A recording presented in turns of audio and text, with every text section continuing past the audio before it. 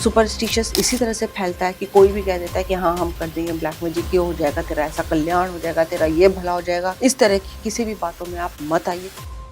जब मैं गई, मैंने बात करनी शुरू करी तो कुछ ऐसा हुआ कि उसने फिजिकली मुझे बहुत बुरी तरह से अटैक किया। तो मम्मी को तो उसने ऐसे कर दिया, वो तो बेचारी एक ही तरफ गई। उसके फादर को भी उसने इतनी बुरी तरह से पुश किया कि अच्छी वेल बिल्ट बॉडी के थे उसके फादर, वो भी झटके से पीछे हो गए और मैं उसके ग्रिप से अपने आप को फ्री नहीं कर पाई थी। स्ट्रेस, एंजाइटी, फियर, ये सब कुछ हम देखते हैं। कभी इसके पीछे रीजन जानने समझने की कोशिश की है? आपको बहुत ज्यादा स्लीप पैरालिसिस होगा। अगर आप सो भी गए तो आप हड़बड़ा के उठ जाओगे, पसीने पसीने होकर उठ जाओगे और कहोगे कि कोई गले पे बैठा था, कोई मार रहा था और मेरे हाथ पैर बिल्कुल स्टक हो गए थे।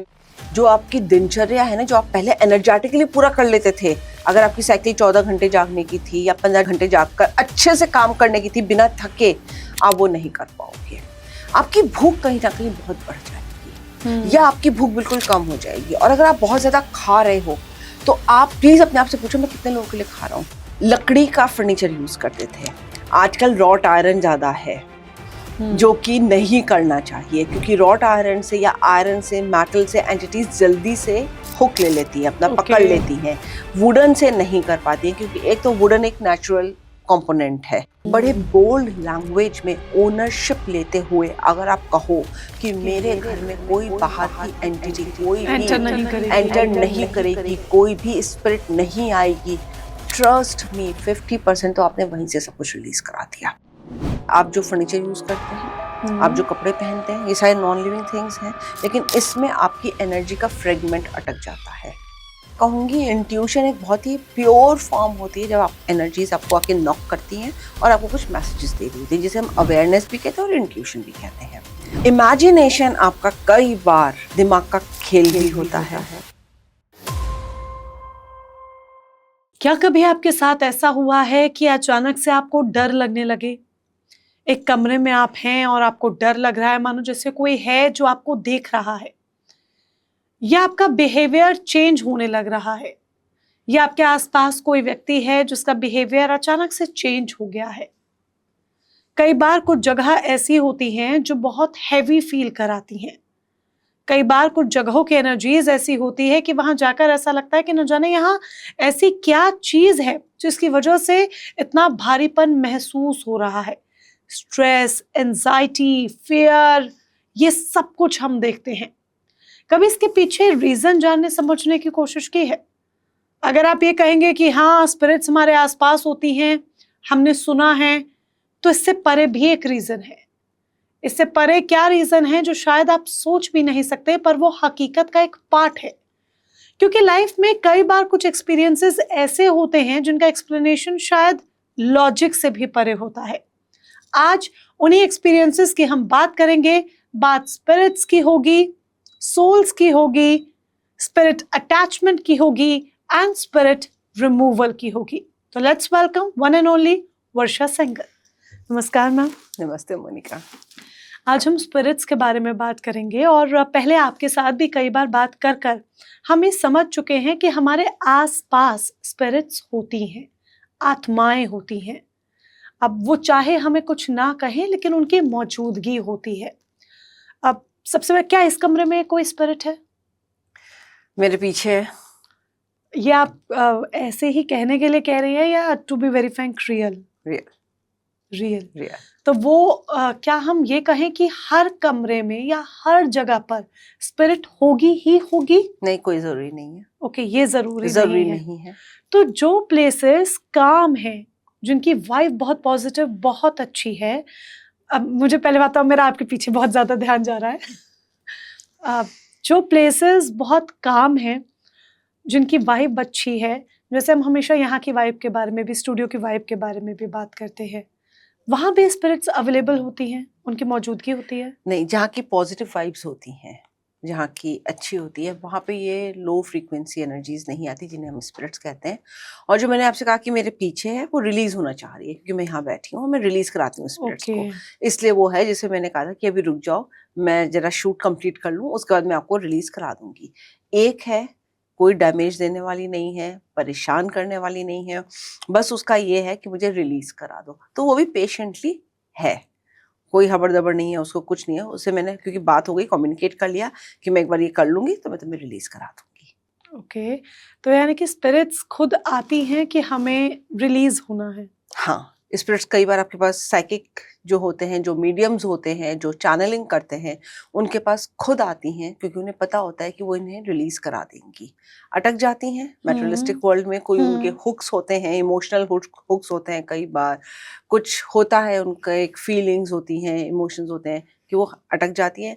फिर जब वो देखती हैं नहीं बहुत टाइम हो गया, अब चलना चाहिए यहाँ से, अब ये देख रही हैं जिससे अटकी थी अब वो ठीक हो रहा है, तो वो निकलने के लिए खुद भी आ जाती है कि चलो मुझे रिलीज़ करा दो। ओके। स्पिरिट अटैचमेंट क्या होता है? स्पिरिट अटैचमेंट हुक्स होते हैं।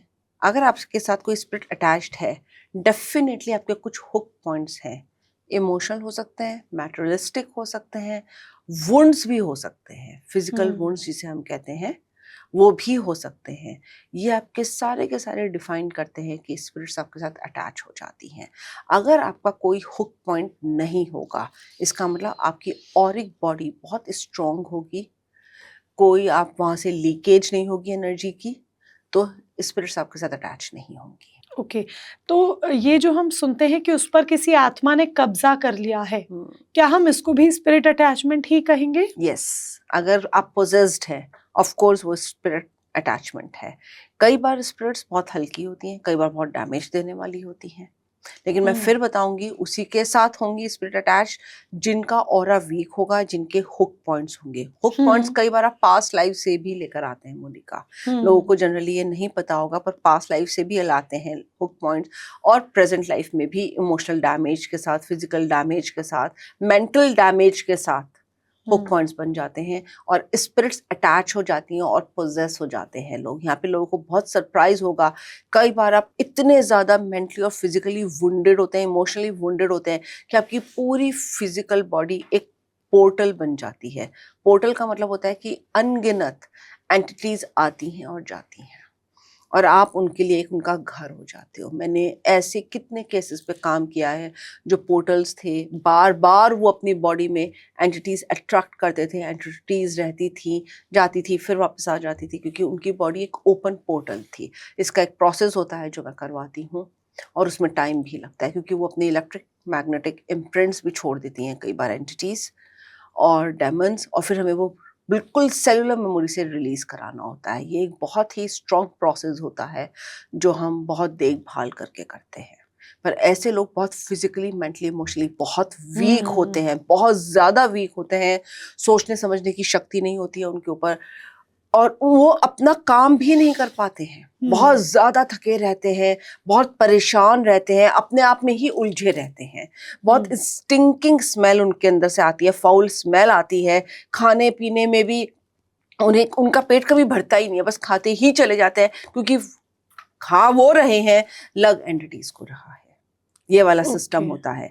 तो हाँ, ये वाला केस बहुत खराब होता है जो मैं आपको बता रही हूँ, इसमें बहुत काम करना पड़ता है जिसमें बॉडी पोर्टल बन जाती है और बहुत सारी एंटिटीज़ उस बॉडी में रहती हैं। अगर आपको एंटिटीज़ से डर लगता है तो आप पॉडकास्ट स्किप कर सकते हैं, आप पूरी तरह से फ्री हैं।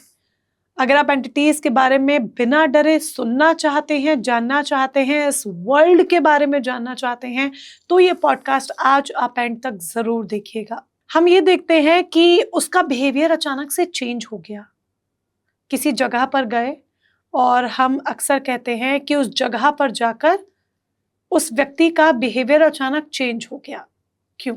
क्योंकि एंटिटीज़ पोज़ेस कर लेती हैं। अगर आपका बिहेवियर लगातार चेंज होता जा रहा है, किसी पर्टिकुलर प्लेस में जाके, किसी पर्टिकुलर लैंड पे जाके, किसी पर्टिकुलर घर में जाके या किसी पर्टिकुलर इंसान से मिलके, हॉस्पिटल जाके, ग्रेवयार्ड जाकर या हुँ, हॉन्टेड प्लेसेस जाके, जो अबैंडन्ड प्लेसेस होती हैं, जैसे घर बहुत सालों से बंद पड़े हैं, आप वहाँ गए हैं और आपका बिहेवियर चेंज हो जाए, it's a clear cut indication कि आप पोजेस्ड हो गए हैं एंटिटी से। एंटिटी आपकी बॉडी में आ गई है और उसने आपको रूल करना शुरू कर दिया है। ये बहुत ही एक ऐसी सिचुएशन होती है, वल्नरेबल सिचुएशन होती है जिसमें धीरे-धीरे आदमी अपने सेंसेस पर से कंट्रोल खोना शुरू कर देता है। वो कंट्रोल में ही नहीं रहता है अपने। बहुत ज़रूरी होता है उसी टाइम आप किसी एक्सपर्ट से मिलें और उसे रिलीज कराएं, क्योंकि कई बार एंटिटी सिर्फ हनुमान चालीसा पढ़ने से नहीं जाती हैं, सिर्फ पूजा पाठ करने से नहीं जाती हैं। जब बिहेवियरल चेंजेस होने लगते हैं ना, ऐसे केसेस में मैंने देखा है कि शायद आपके ऊपर पूजा पाठ भी काम नहीं करती है, वो सोल, वो एंटिटी जो है वो उस बॉडी को जकड़ लेती है। जकड़ लेती है और एक्सपीरियंस्ड भी होती है। कई बार इतनी एक्सपीरियंस्ड स्पिरिट होती है कि वो ऐसे जकड़ती है कि उसके ऊपर हनुमान चालीसा का, पूजा पाठ का, बल्कि अगर आप गंगा जैसे गंगा जल होता है उससे मिला हुआ हल्दी कुमकुम का या चंदन का भगवान का टीका भी लगाते हैं, तो उस पर का भी उस पे ऊपर असर नहीं होता। आपको दूसरे वे से किसी एक्सपर्ट से हीलिंग कराकर स्पिरिट डिटैच करानी ही पड़ती है, क्योंकि वो सेलुलर मेमोरी पे इम्प्रिंट्स ले आती है और वो बार बार अपना रास्ता बना लेती है। तो आपको कंटिन्यूअस प्रोसेस में जाना पड़ता है। ये एक बहुत ही एसओएस कंडीशन होती है। इससे आपको कई बार मेंटल इश्यूज भी आते हैं, जैसे स्किज़ोफ्रेनिया है, बाइपोलर है, जिसका मेडिकल साइंस में कोई इलाज नहीं है। मैं यहाँ पर सबको कोई फॉल्स होप नहीं दिखाऊंगी, पर एपिलेप्सी भी इसका एक कॉज होता है, जिसमें ओके। जिसे मेडिकल साइंस कहती है कि एपिलेप्सी कैसे होती है, जब आपकी नर्व्स दब जाती हैं।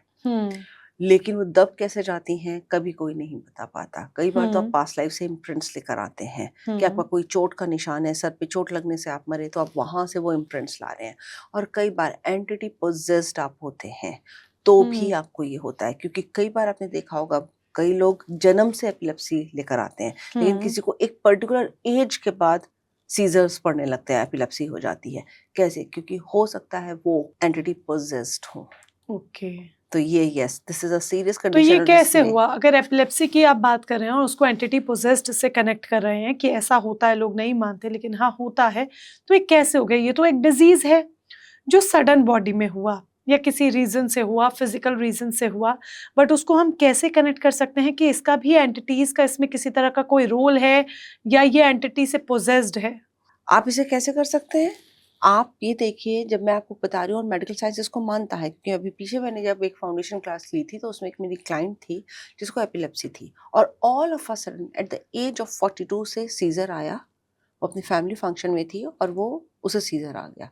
जब मेडिकली उसने ट्रीट कराया अपने आप को और उसने उसका रीज़न पूछा, तो डॉक्टर्स ने कहा कि कुछ इलेक्ट्रोमैग्नेटिक चार्जेस होते हैं और आपकी नर्व्स दब जाती हैं, उस वजह से एपिलेप्सी होती है। लेकिन ये दबती कैसी है? अब कोई अंदर से तो ब्रेन को नहीं दबाएगा ना, नर्व्स को, पर्टिकुलर कुछ नर्व्स को नहीं दबाएगा। जब आप पोजेस्ड होते हो, वो डायरेक्टली एंटिटीज आपकी सेलुलर मेमोरी पे, मॉलिक्यूलर स्ट्रक्चर पे, जो नर्व्स भी बनाती हैं, उस पर चिपक जाती हैं, स्टिक हो जाती हैं, और वहीं से वो सारी फॉर्मेशन चेंज करना शुरू कर देती हैं। अब ये लोगों को बहुत ज़्यादा अनकंफर्टेबल लग सकता है, पर ये मैंने इस पे काम किया है, इसलिए मैं बता रही हूँ कि कई बार ये आप पास्ट लाइफ से भी ला सकते हो, और अगर आपको अचानक से शुरू हो जाए तो पास्ट प्लीज इसको लाइफ का समझो। इसमें क्या रोल है? मैं आपको बता दी हूँ, और अगर आपको अचानक से शुरू हो जाए तो ये एंटिटी पोजीशन भी हो सकता है। Of course okay. Past life का भी रोल हो सकता है कि उस टाइम पर आपका ये है। पास्ट लाइफ से कैसे हो सकता है? अगर आप सर पे चोट लगने से डेथ हुई आपकी, या आप किसी सिचुएशन से भाग रहे थे, डिनायल में थे उसके, और छुपते छुपाते आप की डेथ हो गई, तो आप एपिलेप्सी वहां से लेकर आते हो। और ये मैंने अपने आकाशिक रिकॉर्ड्स में कितने क्लाइंट्स को बताया है जिनको ये इश्यूज थे, निकल कर आया है कि ये इस सिचुएशन से भाग रहे थे, उसमें भागते हुए ये गिरे, सर पे चोट लगी, या डिनायल में थे, अपने आप से ही झूठ बोल रहे थे, अपने ही दिमाग को इन्होंने एक डाइसी सिचुएशन में पहुंचा दिया था जहां सोचने समझने की इन्होंने शक्ति अपने आप ही खत्म कर दी। वहां से एपिलेप्सी ला रहे हैं। अगर आप एपिलेप्सी का फिजिकल आप एक सिनेरियो देखो, तो आदमी कुछ सेकंड्स के लिए अपनी सेंसेस खो बैठता है। दोबारा से अपनी लाइफ में आने के लिए और सेंसेस में आने के लिए उसे कुछ मिनट्स लगते हैं नॉर्मल होने के लिए। तो आप डिनायल और एस्केपिज्म में भी वैसे ही होते हो कि आप पर्दे पे डाले जा रहे हो और आप सच देख ही नहीं रहे हो। ये चीजें आपको, मैंने जो जन्म से देखा है, वो एपिलेप्सी लेकर आती है। और यही चीज़ मैंने स्पिरिट पोजेशन में भी देखी है कि वो आपकी नर्व्स पे अटैक करती हैं, आपके भूलने की क्षमता बढ़ा देती हैं, आपको सेंसेस में ही नहीं रखने देती। कोई स्पिरिट पोजेशन क्यों होता है मोनिका? क्योंकि स्पिरिट पास्ट में है। जब भी किसी की डेथ होती है, पोर्टल खुलता है, चाहे वो एक्सीडेंटल डेथ हो, सुसाइड के केस में मैं ये नहीं कहूँगी कि खुलता है, नहीं, तब नहीं खुलता है। लेकिन अगर अचानक से भी किसी के एक्सीडेंट में भी, सडन एक्सीडेंट में भी डेथ हुई है ना, पोर्टल खुलेगा ही खुलेगा। लेकिन उस ओके। टाइम आदमी जो मरा हुआ होता है, उसकी सोल बड़ी कंफ्यूज स्टेट में होती है कि क्या मैं मर गया क्या हूँ? नहीं, मरा तो नहीं होऊंगा। जब सडन डेथ जब होती है। सडन डेथ होती है, अचानक से जो डेथ होती है ना, उसमें वो डाउट में होता है, तो वो लाइफ चूज नहीं करता, पोर्टल में नहीं जाता, तब वो इधर उधर भटकता है। तब वो आकर दूसरे को पोजेस करना शुरू कर देता है और वो अपने उसी रिल्म में रहता है कि अभी मैं जिंदा हूँ, अभी मैं जिंदा हूँ, अभी मैं मरा नहीं हूँ, और वो बॉडी को अपने हिसाब से चलाने लगता है। आप देखो, ऐसे लोग पास्ट में ही रहेंगे, पास्ट की ही बातें करते रहेंगे। ओसीडी भी इसका ही एक होता है, ऑब्सेसिव कंपल्सिव डिसऑर्डर। क्या होता है, अगर आप देखो, मेंटल ही एक इशू है ये, कि किसी को क्लीनलीनेस का है, बार बार साफ करता रहेगा, साफ करता रहेगा।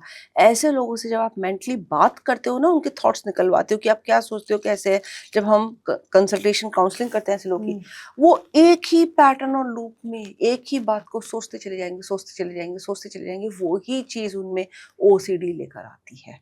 नहा रहे हैं तो घंटे तक नहा ही रहे हैं, बाल धो रहे हैं तो धोते ही जा रहे हैं, 4-5 बार शैम्पू किए जा रहे हैं। ये सारे ओसीडी के ही सिम्टम्स होते हैं कि सफाई कर रहे हैं, उन्हें फिर भी चैन नहीं पड़ रहा, फिर से सफाई करें। क्यों? क्योंकि वो एक तरह के पैटर्न और लूप में, उसी तरह के थॉट्स में अटके हुए हैं, और वो ही उनकी फिजिकल फिर डिस्क्रिप्शन दे रहा है उन्हें ओसीडी के फॉर्म में। यही चीज आपकी इसमें होती है एंटिटी पोजेशन में, कि आप एक ही तरह का ढर्रा अपनाए जा रहे हो, उन्हें अपने अंदर कुछ कमी नहीं नजर आएगी, वो दूसरों में ही देखते चले जाएंगे। वो गिव अप कर चुके होते हैं कि बस जिंदगी ऐसे ही है और मुझे ऐसे ही आगे इसको लेके चलना है, क्योंकि वो अपनी सेंसेस में नहीं है, वो उस स्पिरिट के सेंसेस से काम कर रहे हैं जो उन्हें पोजेस किए हुए हैं। ओके। ना उन्हें समझ में आती हैं बातें, ना वो आगे लेके चल पाते हैं उन हाँ। चीजों को। आप देखो, ऐसे लोगों की समझ भी बहुत कम हो जाती है, वो नहीं समझ पाते चीजों को, उनके दिमाग में बातें ही नहीं आती हैं। वो कहते हैं मुझे समझ में ही नहीं आया, मुझे थॉट्स ही नहीं आए इस तरह के, कि क्या हुआ, कि कैसे क्या हुआ, हुआ। कैसे हुआ। मैं जबकि मैं देख रहा हूँ, फिर भी मेरी सेंसेस ऐसे हो गई कि मुझे समझ नहीं आया कि मैं क्या एक्शन लूं, क्योंकि वो पोजेस्ड है। आप समझ जाओ, जब इस तरह से कोई बोल रहा है, वो हाईली पोजेस्ड है, कि उसकी सेंसेस पे स्पिरिट ने पूरा कब्जा कर रखा है, वो उसे आगे बढ़ने ही नहीं दे रहा है। ये एक बहुत एसओएस कंडीशन होती है। मैं आपको बता दूं, ये चीज ना लोगों में बहुत अंदर से कुंठा लाती है कि मैं क्यों नहीं कर पाया। जब दूसरे लोग कहते हैं ना, अरे तुम्हारे सामने होता, तुमने कैसे नहीं देखा, तो नहीं कर पाते हैं उसको आउट, उससे नहीं हो पाता, और एक सेल्फ वर्थ उनकी अटैक हो जाती है, एस्टीम उनकी बहुत लो हो जाती है ऐसे लोगों की। आप देखोगे वो ठीक से बोल नहीं पाते, अपनी बात रख नहीं पाते, कंफ्यूजन स्टेट में बात करते हैं बहुत ज्यादा।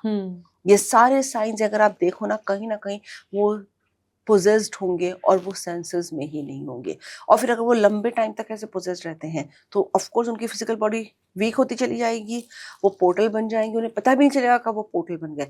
मल्टीपल एंटिटीज उनके पास आ जाएंगी, और वो रिलीज नहीं करना जानते, तो वो उनके ग्रिप में आते चले जाएंगे, और मेजर बिहेवियरल इश्यूज आ जाएंगे उनमें। मेजर आपको स्लीपलेस नाइट्स हो जाएंगी, नींद नहीं आएगी, नींद नहीं आएगी आपको बहुत ज्यादा स्लीप पैरालिसिस होगा। अगर आप सो भी गए तो आप हड़बड़ा के उठ जाओगे, पसीने पसीने होकर उठ जाओगे, और कहोगे कि कोई गले पे बैठा था, कोई मार रहा था, और मेरे हाथ पैर बिल्कुल स्टक हो गए थे, मैं अपना बचाव भी नहीं कर पा रहा था। कई बार सपने में लगता है ना कि हम बोलना चाहते पर आवाज नहीं निकली जी, इस तरह से। और वो आपकी बॉडी को मिसयूज करना लगता है। कई लोग एग्री करेंगे, बॉडी पे ब्लैक मार्क्स होते हैं या नीले मार्क्स होते हैं जब वो सुबह उठ जाए, कहते हैं अरे सोया तो ठीक था, कैसे हो गया? क्योंकि उनके साथ कुछ ऐसी एक्टिविटी एंटिटीज रात में करती हैं, जिसे हम सेक्सुअल और फिजिकल एक्टिविटी कहते हैं, एंटिटीज उनके साथ करते हैं, क्योंकि वो बॉडी को अपना घर बना लेती हैं, पूरा अपना एक कंफर्ट जोन बना लेती हैं, जिनसे आपको कुछ हीलर्स जो मतलब जो बहुत इसमें साइकिक होते हैं, मीडियम्स होते हैं, उनकी हेल्प से आपको रिलीज कराना पड़ता है।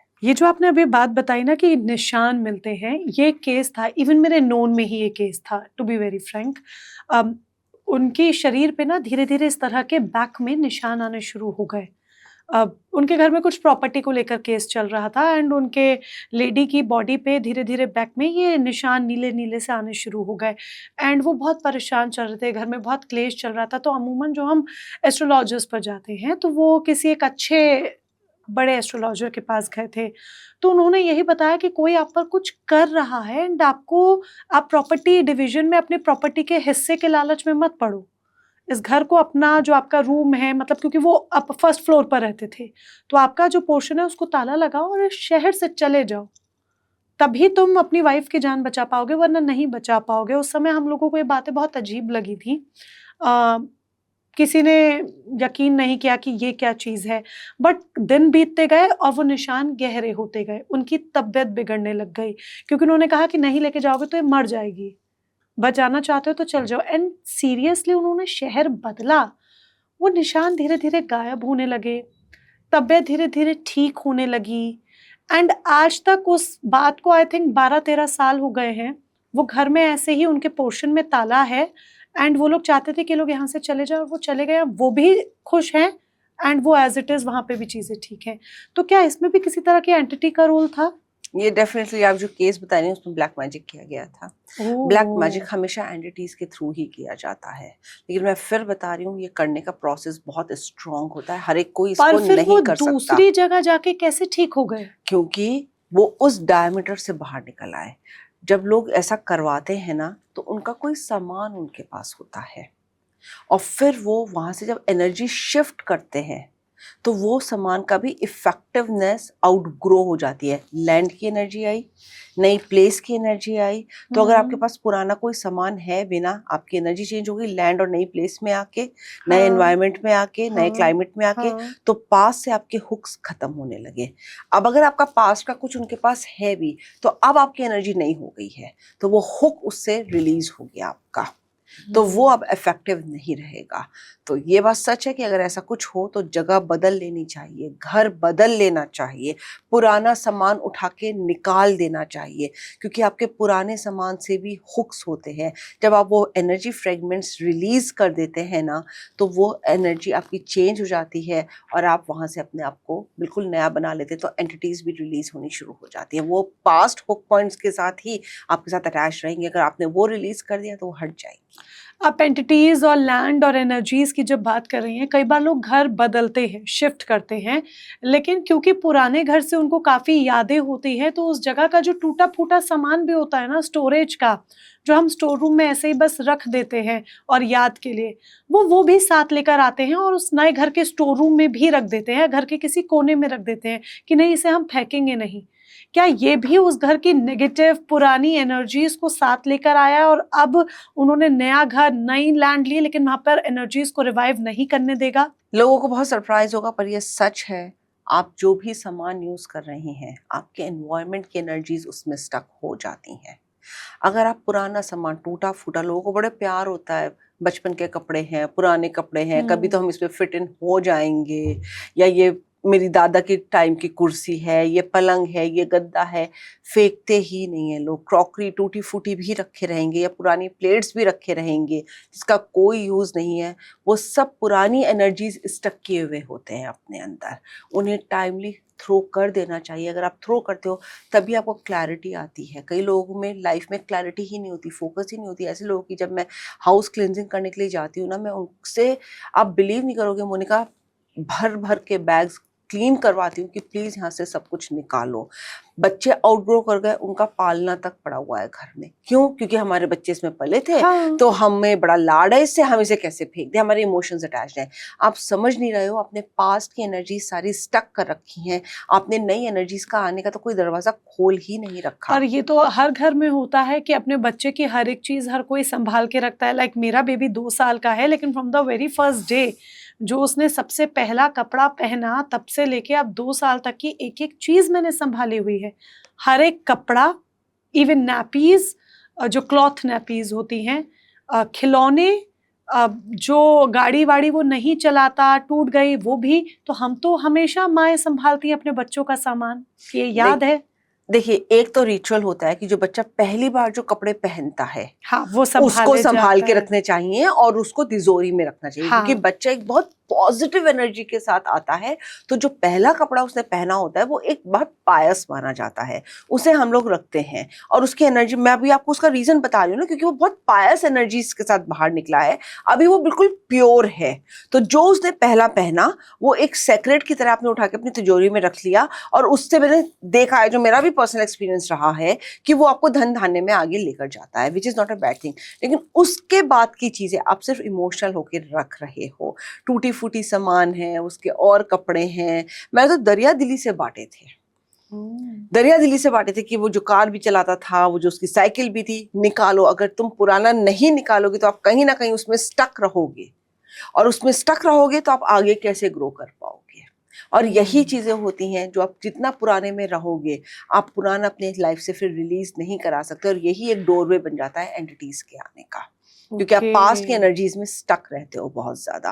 पास्ट की एनर्जीज रिलीज कराने के लिए सिर्फ आपका हमेशा एंटिटी अटैक नहीं होता, इसमें और भी बहुत सारी चीजें होती हैं जिसमें आप कह सकते हो कि हम पास्ट से रिलीज नहीं हो पा रहे, हमारे इमोशंस स्टक हैं, तो हर चीज एंटिटी से रिलेटेड नहीं होता। पर हाँ, ये भी एक डोरवे होता है एंटिटीज का, पर इसमें और भी सारे फैक्टर्स होते हैं। लेकिन अगर आप बेसिकली अगर आप बात करना चाहो कि घर में कुछ अच्छा नहीं हो रहा है, सामान टूट फूट ज्यादा रहा है, लड़ाई झगड़े बहुत ज्यादा हो रहे हैं, अचानक से गुस्सा आता है, और गंदा वाला गुस्सा आता है कि सामान उठा उठा के हम फेंक रहे हैं, हाँ। प्लीज अपने घर में से क्लटर रिलीज करो। आपको कुछ नहीं पता कि आपने क्या क्या रख रखा है।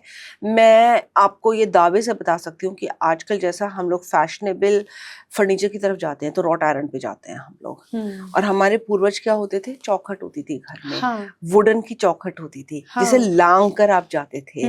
दरवाजों पे वो कांटे वाले, कटीले वाले, नुकीले वाले मेन डोर्स हुआ करते थे, सारे घर के नहीं पर मेन डोर्स होते थे। वो ये दिखाता था कि कोई भी एंटर ऐसे नहीं कर सकता, वो एंटिटीज के लिए भी, क्योंकि लांघना और ऐसी कोई शार्प चीज उनके लिए भी मुश्किल होती है पार कर जाना, तो वो एक बैरियर बन जाता था उनके लिए। वो लोग हमारे बड़े जो होते थे, जनरली मैंने देखा है कि लकड़ी का फर्नीचर यूज करते थे।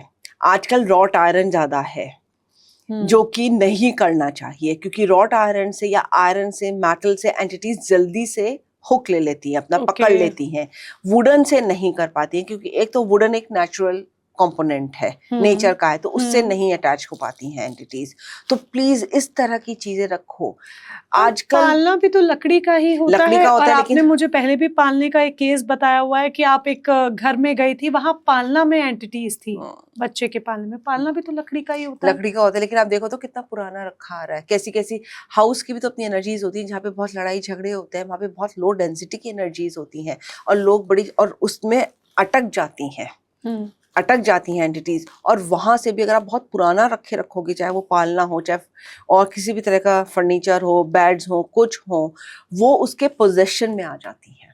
ऐसा नहीं है कि बड़े बड़े राजा महाराजा के यहाँ तो लकड़ी के ही होते थे, पर हमने भानगढ़ किला भी देखा है, और भी चीजें देखी हैं जो हमने बात भी करी है ना, कि वो भी पोजेस हो जाते हैं। तो वो कैसे एंटिटीज वहां से रहती हैं, कुछ तो वहाँ की एनर्जीज ऐसी होती हैं, फिर वो फर्नीचर से भी अटैच हो जाती हैं कि ये मेरा मेटेरियलिस्टिक वर्ल्ड से अटैच हो गई, कि ये घर मुझे बहुत प्यारा है, यहाँ का फर्नीचर मुझे बहुत प्यारा है। लेकिन जब आप ओवरऑल प्रिकॉशंस में आते हो, तो आप हर चीज का एक वो लेके चलते हो कि नहीं, अब ये बहुत पुराना हो गया, ये आउटग्रो कर गया, चलो मैं इसे निकाल देती हूँ अपनी स्पेस से।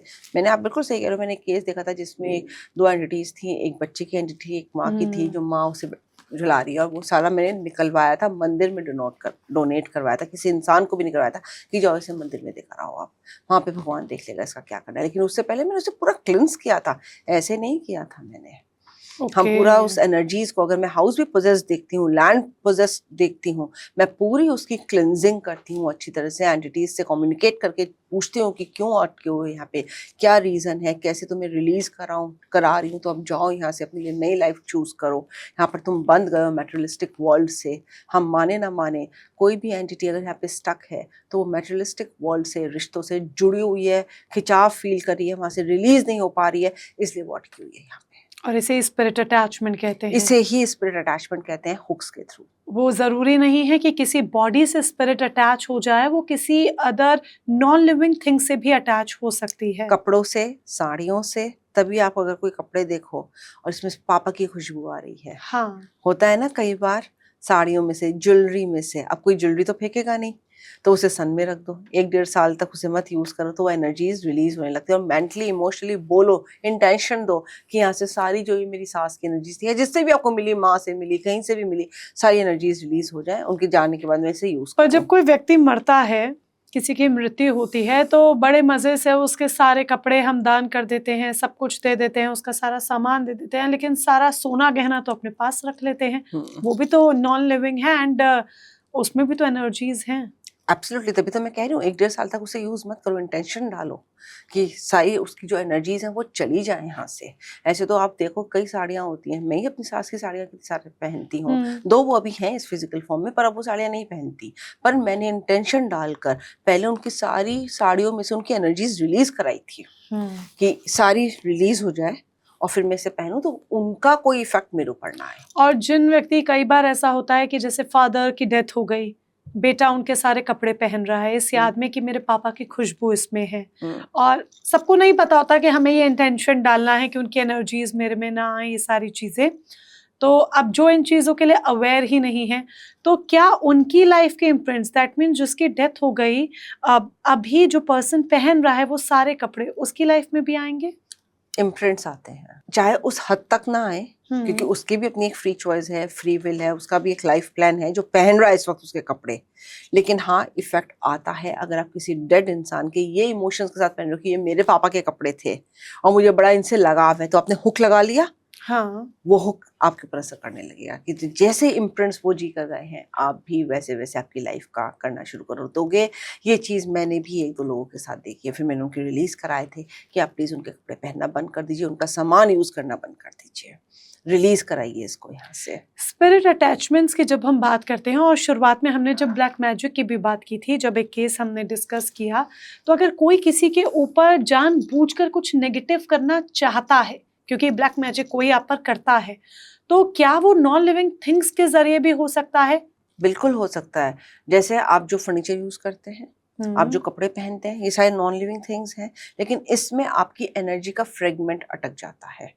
आज मोनिका अगर आप ये पहन रहे हो कपड़े, मैं ये पहन रही हूँ, तो कहीं ना कहीं हमारी एनर्जीज अब इसमें है। हाँ, हम चाहे इन्हें धो लें, कर लें, पर हमारी एनर्जी इसमें है। जब तक कि इंटेंशनली हम ये इंटेंशन ना डालें स्ट्रांगली कि अब मेरी सारी एनर्जीज यहाँ से डेसिपेट हो जाए, हम इसे नमक के पानी में धो के अच्छे से ड्राई क्लीन करा के सन में अच्छे से रख के ना रिलीज कराए। मैं यहाँ पे फिर कहूंगी, मैंने भी अपनी सास की साड़ी में से, जैसे उनकी इंटेंशन, अपनी इंटेंशन के थ्रू उनकी एनर्जीज रिलीज कराई, मैंने सन में भी उसे 1-1.5 महीना रखा है। अच्छी खासी गर्मियों की जो धूप नहीं होती गर्म वाली, उसमें रखा है कि इनकी सारी एनर्जीज डेसिपेट हो। मैं सन की नेचुरल जो ऊर्जा होती है, प्राण ऊर्जा से मैंने उसको क्लिंस करवाया है। मैंने ये किया है और ये हर एक को करना चाहिए अगर आप किसी और के कपड़े पहन रहे हैं, क्योंकि हम घर में एक दूसरे के कपड़े पहन लेते हैं। हम कई बार पड़ोसियों से लेके भी पहन लेते हैं, रिश्तेदारों में भी लेके पहनते, कोई बड़ी बात नहीं है। पर प्लीज इंटेंशन डालो। अगर सन बात भी आप नहीं करवा पा रहे हो, उन कपड़ों को सन में नहीं रख पा रहे हो, जो एक लंबा प्रोसीजर है, तो कम से कम इंटेंशन डालो कि उनकी एनर्जीज उनके साथ है, मेरी एनर्जीज मेरे साथ है, इंटरेक्ट ना हो और उनका असर मेरे ऊपर ना आए, मेरी एनर्जीज का असर उनके ऊपर ना जाए, हम एक दूसरे के इंटरेक्शन में ना रहे एनर्जी वाइज। ये नॉन लिविंग थिंग्स के थ्रू आसानी से होता है। इसलिए छोटे बच्चों का अगर आप देखो, कपड़ा बाहर नहीं डाला जाता। जब बच्चे पैदा होते हैं कुछ महीने तक उनके कपड़े बाहर नहीं डालते, और अगर डालते भी हैं तो उन्हें ऑब्जर्वेशन में रखते हैं कि भाई अभी 2 घंटे के अंदर हाथ क्या हमारे सामने ही है, क्योंकि घर आंगन होता है, और उन्हें फौरन उतार के अंदर रख देते हैं। यहाँ तक कि आने जाने वालों के सामने भी नहीं दिखाते बच्चों के कपड़े। आपने देखा होगा, क्योंकि मेरी मदर इन लॉ यही करती थी, आने जाने वालों की भी नजर नहीं डलनी चाहिए बच्चों के कपड़े, क्योंकि उनके ऊपर बहुत जल्दी ब्लैक मैजिक होता है, उनके कपड़ों से, उनकी एनर्जी से, उनके सामान से। ब्लैक मैजिक तो बहुत हाई बात कर रहे हैं हम, नजर भी लगा देती हैं ऐसी चीजें। वो कौन से ऐसे साइंस हैं जिनसे हम ये समझें कि आप एनर्जेटिकली अफेक्ट हो रहे हैं? साइंस हैं जो एनर्जेटिकली आपको अफेक्ट करते हैं। सबसे पहली बात, आप बहुत डल फील करना शुरू कर देंगे, आप एनर्जी ड्रेन फील करना लगेंगे। जो आपकी दिनचर्या है ना, जो आप पहले एनर्जेटिकली पूरा कर लेते थे, अगर आपकी साइकिल 14 घंटे जागने की थी या 15 घंटे जागकर अच्छे से काम करने की थी बिना थके, आप वो नहीं कर पाओगे। आपकी भूख कहीं ना कहीं बहुत बढ़ जाएगी, या आपकी भूख बिल्कुल कम हो जाएगी। और अगर आप बहुत ज्यादा खा रहे हो तो आप प्लीज अपने आप से पूछो, मैं कितने लोगों के लिए खा रहा हूँ। मैं ऐसा एक केस जानती हूँ जिस पर मैंने काम किया था कि जो आदमी 20 रोटी खाता था, हीलिंग के बाद 3 रोटी पे आ गया था, और 20 रोटी खाने के बाद भी, 20 रोटी या पराठे खाने के बाद भी उसका पेट एम्प्टी ही रहता था कि और खा लूं और खा लूं और खा लूं, भूख ही खत्म नहीं होती थी। नींद आपको ठीक से नहीं आएगी, ये एक और अलग साइन है कि आपको नींद अच्छे से आएगी ही नहीं, उचटती रहेगी नींद, या आप चाहे जितना सो लो, आपकी वो फ्रेशनेस नहीं आएगी आपकी बॉडी में, आपकी चाल बदल जाएगी। ये भी एक साइन है जो लोग जनरली नहीं समझ पाते हैं। आपकी चाल बदल जाएगी, आपकी बोलने की टोन बदल जाएगी, बहुत हार्शनेस होगी आपकी टोन में। ये भी एक साइन है कि आपका ये चल हो जाएगा। एक चीज जो लोग जनरली नहीं समझ पाते हैं, एक पर्टिकुलर इंसान की तरफ आपका झुकाव बहुत हो जाएगा, और ये वो इंसान होगा जनरली जो आपके ऊपर या तो नजर लगाएगा या ब्लैक मैजिक कराएगा, या जिसने आपको अपने वश में कर रखा है, चाहे थॉट प्रोसेस के थ्रू, चाहे बात करने के थ्रू, आप उसकी तरफ इंक्लाइंड होते चले जाओगे। अगर आप ऐसा हो रहे हो या आपकी फैमिली में कोई ऐसा मेंबर हो रहा है, तो प्लीज इस बात पे ध्यान दो कि आप वहां से उसका कनेक्शन रिलीज कराना शुरू करो, क्योंकि कहीं ना कहीं वो उसकी ग्रिप में है। ये एनर्जेटिक साइंस है। एक ही प्लेस पर बार बार आपका जाने का दिल करेगा, फॉर अ सिंपल रीजन, क्योंकि वहां की एनर्जी से आप टाइड हो और वो चीज आपको पुल कर रही है। मैंने देखा है लोग एक ही जगह, एक ही घर में बड़ा सुकून पाते हैं, हमें यही अच्छा लगता है, हम बार बार यही आना पसंद करते हैं, और वो वहां जाते हैं। मैं यहाँ पर एक केस बताना चाहूंगी जो मेरे लिए भी एक आई ओपनर था, मोनिका। एक रेस्टोरेंट था, लोग वहां पे ना खिंचाव महसूस करते थे। मेरे भी क्लाइंट्स कहते थे वहां पे जाओ एक बार, वहां पे जाओ एक बार, वहां पे जाओ एक बार। मैं वहां गई, मैंने खाना खाया, अच्छा लगा, फिर मुझे दोबारा पुल फील को हुआ कि हाँ मैं जाऊं। तो जब मैंने अपने स्पिरिट गाइड से पूछा, मैंने कहा ठीक है खाना अच्छा था, ऐसे तो हमारे भी घरों में था, मन में बार बार है कि मैं वहां जाऊं वहां जाऊं वहां जाऊं। तो मैंने कनेक्ट किया, तो वो जो ओनर थे उन्होंने अपने कुक से क्या रखा था, ये पर्टिकुलर मसाला डालना है तुम्हें, और वो मसाला वशीकरण वाला था। ओहो कि जितने भी कस्टमर्स हैं वो रिपीट होते चले जाएं। आप समझ रहे हैं मेरी बात को? So you have no idea लोग क्या क्या करते हैं, और अगर आपको खिंचाव महसूस हो रहा है तो उस एनर्जी से कहाँ से क्या चीज आ रही है। आप बताओ, मैं वाइल्डेस्ट इमेजिनेशन में नहीं ये बात सोच सकती थी। यस, कोई सोच सकता है इस बात को? भाई हमें बहुत जगहों के खाने अच्छे लगते हैं, पर ऐसा क्या पुल है कि मुझे खिंचाव महसूस हो रहा है कि मुझे बस वहीं ही जाके खाना खाना है। तारीफ तो हम बहुत सारे रेस्टोरेंट की करते हैं, भाई वो भी ऑथेंटिक है, वो भी ऑथेंटिक है, यहाँ का भी खाना अच्छा था, ऐसा क्या था वहां पे? तो आप प्लीज देखें वहां पे ऐसा क्या पुल आ रहा है। हो सकता है वहां पे कुछ किया जा रहा हो, बहुत इंटेंशन क्लियर है, भाई मुझे क्लाइंट्स बनाने हैं, मुझे ऐसा करना है, तो चलो मैं इस तरह से बना लेता हूँ। नहीं तो आप सर्विसेज भी अच्छी कर सकते हैं। आप वैसे भी इंटेंशन डाल सकते हैं कि प्रभु सबको अच्छा लगे। ये उस पर्सन के इंटेंशंस पे ये इंटेंशन के ऊपर डिपेंड करता है भाई, जो भी कर रहा है वो उसकी इंटेंशन मैटर करती है मेजर। पर कई बार हम अपना सामान भी जो है, क्योंकि हम सामानों के बारे में भी बात कर रहे थे कि जो एंटिटीज होती हैं वो पोजेस्ड हो जाती हैं, आपके सामानों पर भी वो पोजेस्ड हो जाती हैं, नॉन लिविंग थिंग से भी, चाहे वो कपड़े हों या आपके घर का कोई पालना हो या फर्नीचर हो। कई बार हम अपने घर का सामान जो है वो, जैसे कि ठीक है हमें घर में ना नया सोफा लेकर आना है, अब इस पुराने सोफे का क्या करें, चलो उसको दे देते हैं, नाते रिश्तेदार में ही दे देते हैं। तो क्या वो सब एनर्जीज भी हम कैरी फॉरवर्ड कर रहे हैं या उनको उनकी तरफ भेज दे रहे हैं? देखो देते हैं लोग, लेकिन हमेशा एक चीज ध्यान रखो कि प्लीज वहां से अपनी एनर्जीज फैच कर लो। अगर आप एंटिटीज की बात ना भी करो, तो जिस सोफे को आपने 10 साल यूज किया, 15 साल यूज किया, उसमें आपकी एनर्जी से स्टक है ना, वहां बैठ के आपको आराम मिलता था, आप वहां बैठे हो रहा है वो आपके सिस्टम में इतने साल तक, तो उसने आपकी एनर्जीज को कंजर्व कर रखा है। अपनी एनर्जीज वहां से ले लो, इंटेंशन डालो कि जितनी मेरी एनर्जीज हैं, जितनी मेरे घर की एनर्जीज, इस फर्नीचर में एनर्जीज हैं, वो यहीं रह जाए, और ये सोफा जो मैं दे रही हूँ या फर्नीचर जो भी मैं आइटम दे रही हूँ, वो सारी एनर्जीज हमारी रिलीज करके सिर्फ चला जाए as a piece of furniture. मेरा कोई भी एनर्जी फ्रेगमेंट, मेरे सामान का कोई भी एनर्जी फ्रेगमेंट ना लेकर जाए, तो वो इक्वल है, वो फिर आपको असर नहीं करेगा। यही चीज एंटिटीज के साथ है कि फिर वो असर दूसरे पे नहीं करेंगी, ना ही वो, और वो आपके सिस्टम को भी छोड़ देंगी, क्योंकि आपने हुक्स वहां से निकाल लिए, अपने या तो इमोशनल हुक्स थे या मेंटल हुक्स थे, जो जिस तरह के भी थे वो आपने रिलीज करा लिए वहां से। ऐसे तो मोनिका देखिए सब कुछ इंटेंशन पर चलता है, एनर्जी फ्रेगमेंट्स होते हैं। हम लोग चाहे ना चाहे कई बार किसी भी रेस्टोरेंट में अपने झूठे बर्तन भी छोड़ कर आते हैं, है ना, सब कुछ होता है, किसी को करना हो तो सब कुछ है, लेकिन फिर हम इंटेंशन डाल देते हैं ना कि कोई इस्तेमाल ना कर पाए।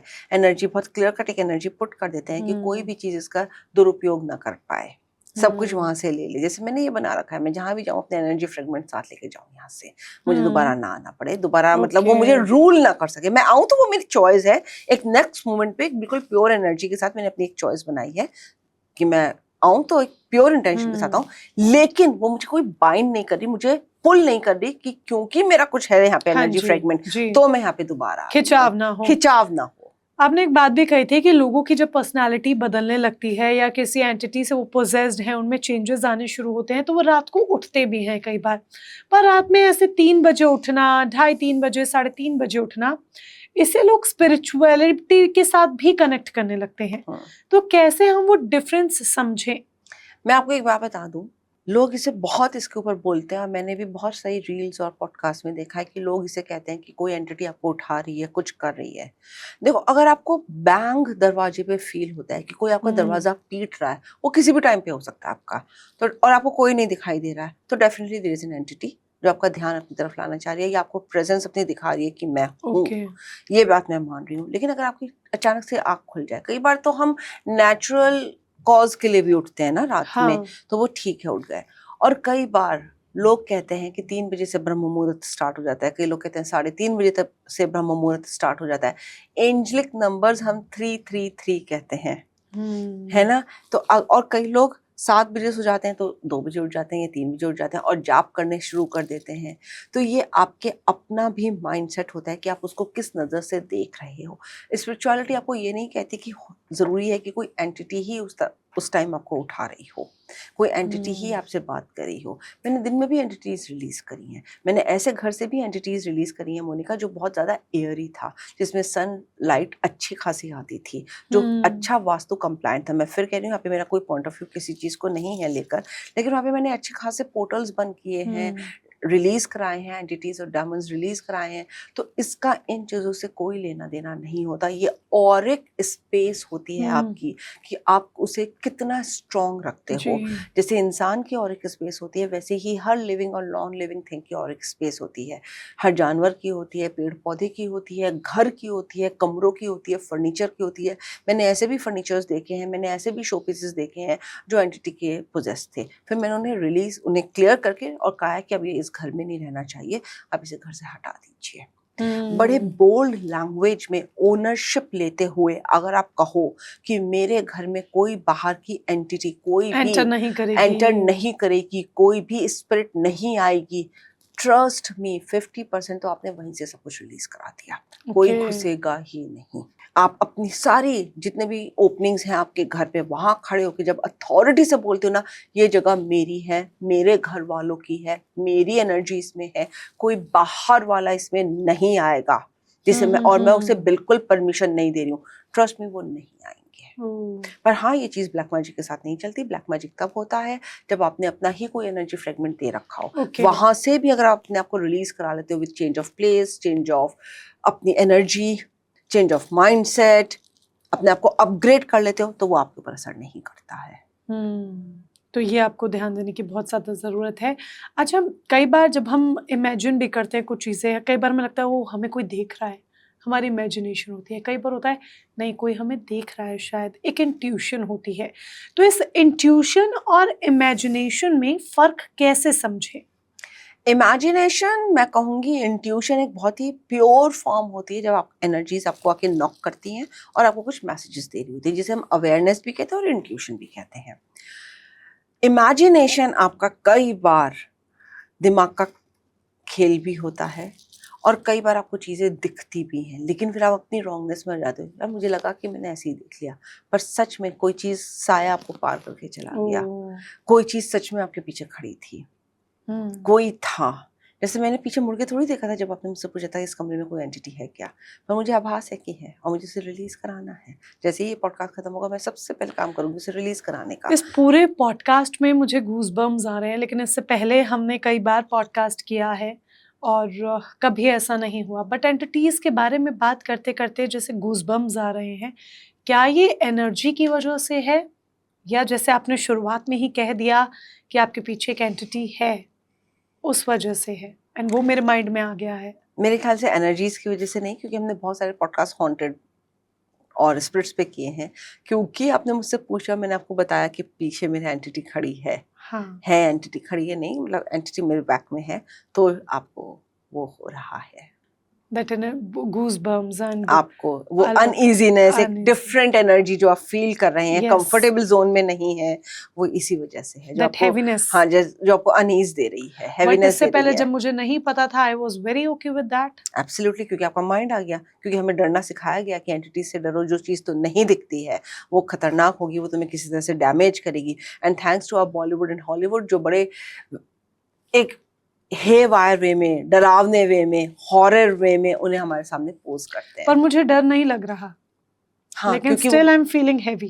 हाँ, क्योंकि मैं आपको बताती हूँ, डर इसलिए नहीं लगा कि वो आपको हार्म करने के लिए है ही नहीं। और अगर आपको हैवी फील हो रहा है क्योंकि आपका माइंडसेट है कि हैवी फील करो, डर लाओ, इसलिए वो हैवीनेस आ रही है। लेकिन आपको कहीं ना कहीं कंफर्ट भी है कि यार वो कुछ, क्योंकि उसकी उस एंटिटी की इंटेंशन ही नहीं है कि वो किसी को डैमेज दे, यहाँ पे डैमेज करे, उसकी ऐसी इंटेंशन भी नहीं है। वो सिंपल वेट करिए कि पॉडकास्ट खत्म होगा, वर्षा मुझे रिलीज करा देगी, तो वो वेट करिए, मैं भी वेट कर रही हूँ, खत्म।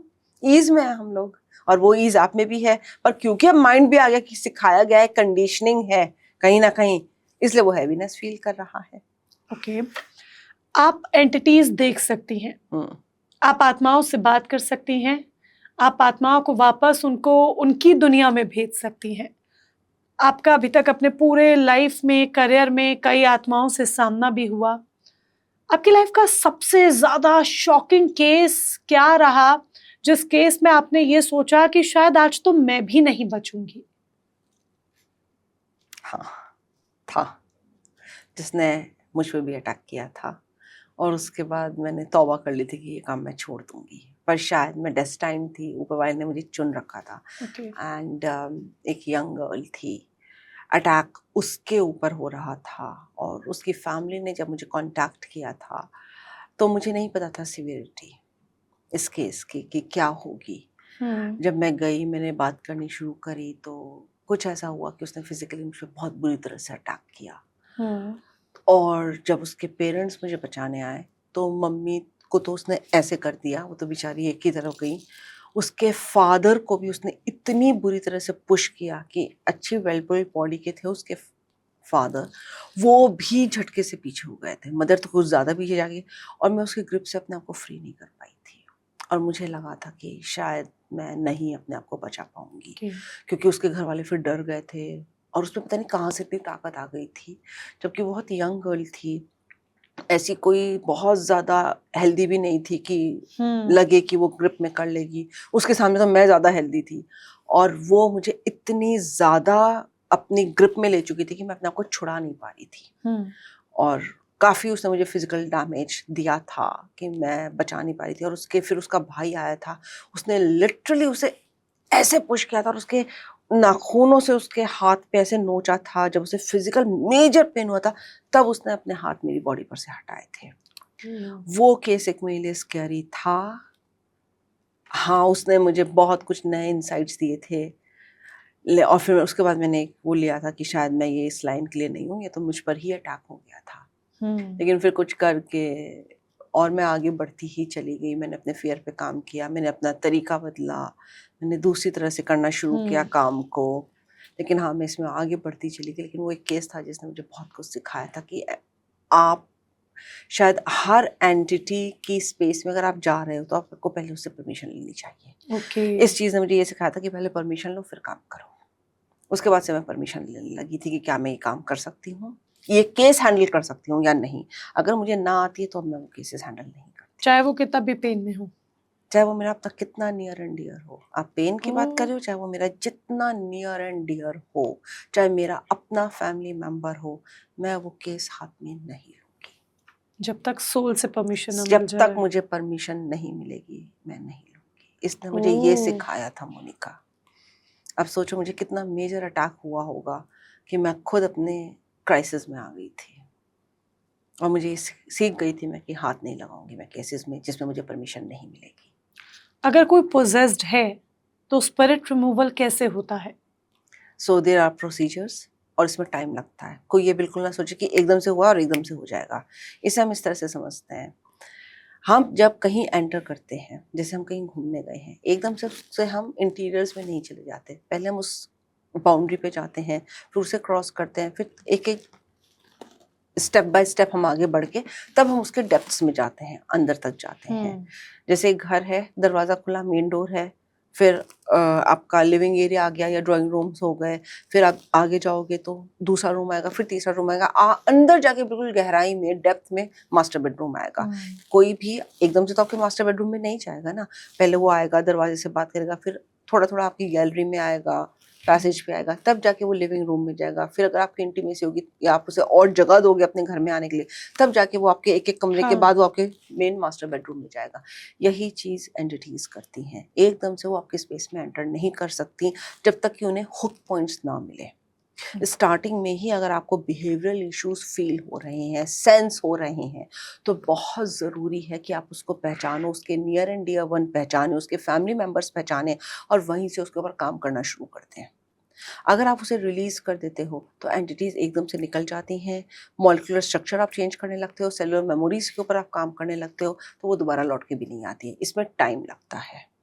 जितना लंबा बिहेवियरल इशू है उतना लंबा टाइम भी आपको देना पड़ता है।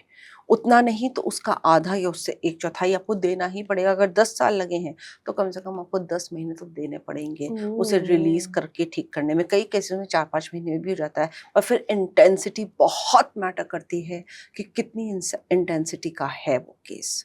मैं भी इंटेंसिटी देख के पहले गई थी कि सर एकदम से ये मत सोचना कि मैं एकदम से ऐसे हुआ और एकदम से ऐसे कर दूंगी। It will take time. मेरे कई केसेस में 1 से 1.5 साल भी लगा है। रियलिटी और सुपरस्टिशन में क्या फ़र्क है? ज़मीन आसमान का अंतर है। सुपरस्टिशन आपको लोगों की सुनी सुनाई बातों पे ले जाता है पर कि ये आदमी कैसे फ़र्क समझे? क्योंकि आजकल ये कमाई करने के लिए लोगों ने एक बिज़नेस बना लिया है, व्यापार बना लिया है कि ऐसा कह देंगे और हम सालों-साल इन्हें लूटते रहेंगे पैसों से, मुक्त कराने के नाम पे, फ्री कराने के नाम पे। तो लोग कैसे समझे रियलिटी और सुपरस्टिशन में अंतर? प्लीज़ अगर आपसे कोई गुरुजी कहते हैं या पंडित कहते हैं कि ये प्रॉपर्टी हमें दे दो, भगवान ने कहा है या हमें आइए तुम्हारा इससे कल्याण होगा, दैट इज़ सुपरस्टिशियस। प्लीज़ इतने अंधे भक्त में मत आओ।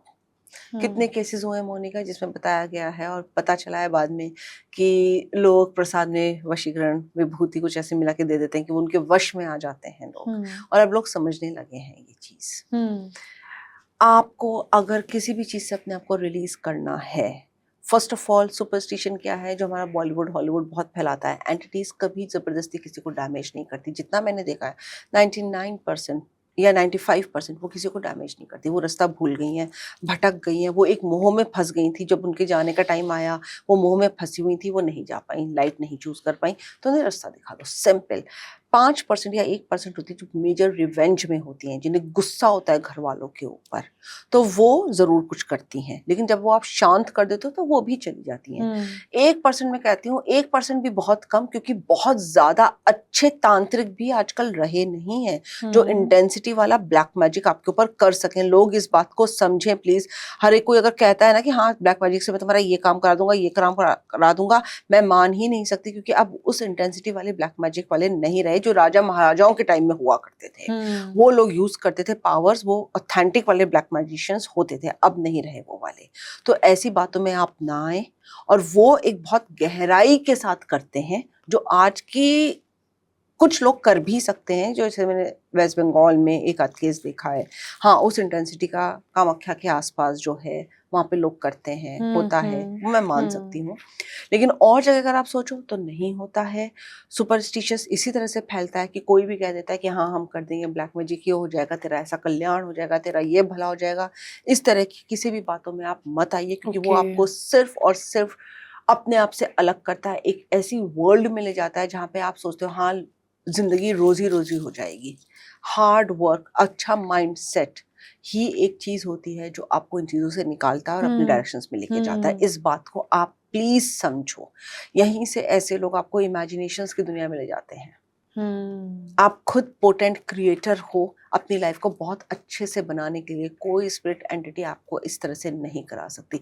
अगर ऐसा होता तो ऐसे तांत्रिक सबसे पहले अपनी ज़िंदगी बहुत अच्छी कर लेते। हाँ, उन्हें आपके लिए इस खुद तरह से पेड़ों काम के नहीं, नीचे नहीं बैठे होते। वो पेड़ों के नीचे ना बैठे होते, वो अंधेरे कमरों में ना बैठे होते। मेरा बहुत सिंपल, वो हुँ, अपने लिए कुछ बहुत अच्छा काम कर लेते और एक बहुत अच्छी लग्ज़ूरियस लाइफ़ लीड कर लेते। लोग इस बात को नहीं समझते हैं। बिल्कुल, ये आपको कहीं न कहीं समझना होगा और सब इन सारी पॉइंट्स पर घुमा-फिरा कर बात आ जाती है आपकी अवेयरनेस।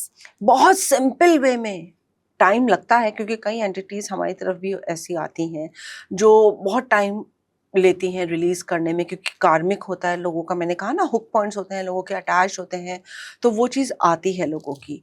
पर ऐसा नहीं है कि स्पिरिचुअलिटी के रास्ते से जिस तरह से हम लोग करते हैं काम, एंटिटी रिलीज़ ना हो। और जिस हुँ, एंटिटी का बहुत ज़्यादा किसी से गुस्सा होता है ना, उसे रिवेंज लेना होता है, फिर तो वो लेकर ही जाती है, चाहे आप वो कुछ करो या ना करो उसके ऊपर। वो तो हम भी हुँ, केसेस, जैसे मैंने आपसे कहा, मैं मना कर देती हूँ, भाई मैं इस केस को हाथ नहीं लगाऊंगी, ये मेरे प्रेमिसेस में नहीं आ रहा है।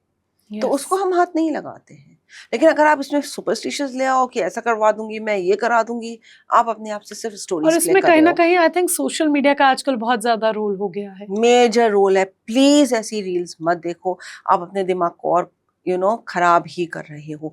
आप अपने आप को और डिमोटिवेट कर रहे हो, आप अपनी एनर्जीज को डिप्लीट कर रहे हो। प्लीज एनर्जी मेडिसिन पर आओ, और वो भी अच्छी वाली पे, जो आपको बताए, सीधा रास्ता बता दे। कई बार मैं कहती हूँ कि कड़वा सच झूठ से बहुत अच्छा होता है। बिल्कुल। आपको रियलिटी बता देता है, भाई ये हो सकता है या ये नहीं हो सकता है। ऐसा नहीं है कि आपको वो रास्ता नहीं दिखाएगा। कभी कभी कड़वी दवाई पीनी बड़ी अच्छी होती है आपके अपने वेलबींग के लिए। आप कम से कम अपनी सोल के टुकड़े नहीं कर रहे हो और सोल का पाथ पूरा कर रहे हो। तो ये सारी चीज़ें हमें समझने की ज़रूरत है। वेल, आज हमने एक बहुत डीप कॉन्वर्जेशन की। हमने spirit attachment and spirit removals के बारे में बात की। आपने अपने लाइफ का सबसे शॉकिंग केस बताया जिसने आपकी लाइफ को चेंज कर दिया। सो हम कुल मिलाकर आज ऐसे कह सकते हैं कि बहुत सारी चीज़ें ऐसी होती हैं जो लॉजिक से परे होती हैं, बट यस, इस वर्ल्ड का पार्ट है एंड इसमें आपकी अवेयरनेस बहुत इंपॉर्टेंट है। थैंक यू सो मच हमें गाइड करने के लिए। Thank you Monica. तो अपने मन के डर को सबसे पहले बाहर निकालकर उखाड़ फेंको। मन के डर को बाहर निकाल दोगे तो आप अपने ऑरा को प्रोटेक्ट कर लोगे, अपने एनर्जी को प्रोटेक्ट कर पाओगे और फिर एक अच्छी लाइफ भी लीड कर सकते हो। कोई आपको पोजेस्ड नहीं कर सकता। अगर आपने अपनी ऑरा, अपनी एनर्जी को प्रोटेक्ट कर लिया, कोई आप पर कुछ नहीं कर सकता। Thank you so much for joining us. आगे आप और किन टॉपिक्स पर पॉडकास्ट देखना पसंद करेंगे, अपनी राय हमें कमेंट बॉक्स में जरूर बताइएगा। Thank you so much.